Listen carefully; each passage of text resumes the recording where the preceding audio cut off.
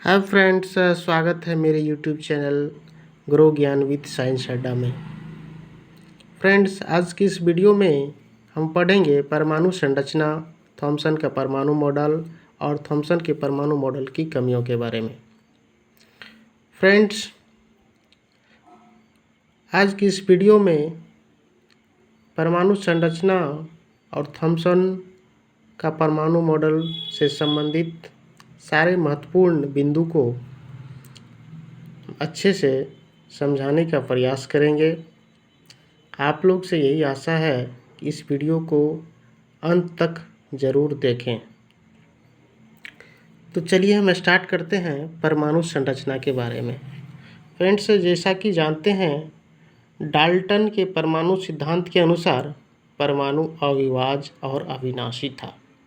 अविभाज्य का मतलब होता है कि सबसे सूक्ष्मतम कण, किसी भी पदार्थ का या परमाणु का सबसे सूक्ष्मतम कण जिसे और तोड़ा नहीं जा सके, उसी को अविभाज्य कहा गया। लेकिन परमाणु के भीतर दो मूल कण इलेक्ट्रॉन और प्रोटॉन की खोज ने डाल्टन परमाणु सिद्धांत को गलत साबित कर दिया। इसके बाद एक वैज्ञानिक आता है थॉमसन, जो परमाणु का मॉडल दिया, जिसे तरबूज मॉडल भी कहते हैं। इन्होंने अपने परमाणु मॉडल में बताया कि परमाणु धन आवेशित गोले का बना होता है और इलेक्ट्रॉन उसमें धंसे होते हैं। इन्होंने दूसरा पॉइंट बताया, ऋणात्मक और धनात्मक आवेश परिमाण में समान होते हैं और इसलिए परमाणु वैद्युत रूप से उदासीन होते हैं। आइए जानते हैं कि ऋणात्मक और धनात्मक आवेश परिमाण में समान होते हैं, इसका मतलब क्या होता है। फ्रेंड्स, जानते हैं कि किसी भी तत्व में इलेक्ट्रॉन और प्रोटॉन की संख्या समान होती है, क्योंकि इलेक्ट्रॉन पे माइनस चार्ज और प्रोटॉन पे प्लस चार्ज होता है। आपस में मिलकर के वो न्यूट्रल हो जाता है, क्योंकि माइनस प्लस मिलकर के न्यूट्रल हो जाता है।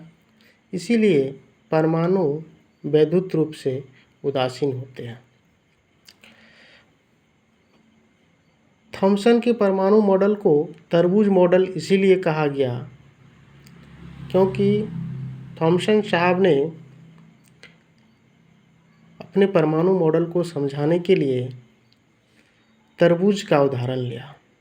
उन्होंने बताया कि तरबूज का लाल भाग, या कहें जो खाने वाला भाग होता है, वो धनावेशित होता है और उसमें जो बीज होते हैं, जो बीज धसे होते हैं, उसमें उसे इलेक्ट्रॉन कहा गया।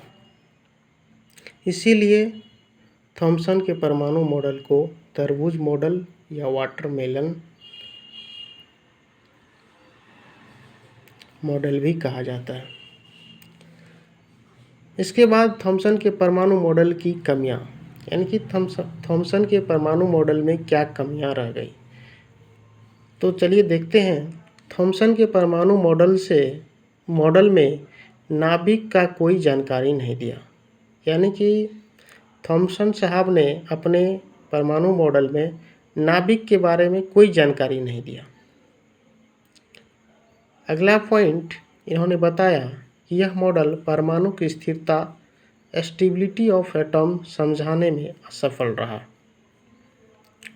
तीसरा पॉइंट, इन्होंने ये बताया, थॉमसन अपने परमाणु मॉडल में यह भी नहीं समझा सके कि परमाणु में धन आवेश किस प्रकार ऋण आवेशित कणिकाओं को अपने में अंतर्निहित रखता।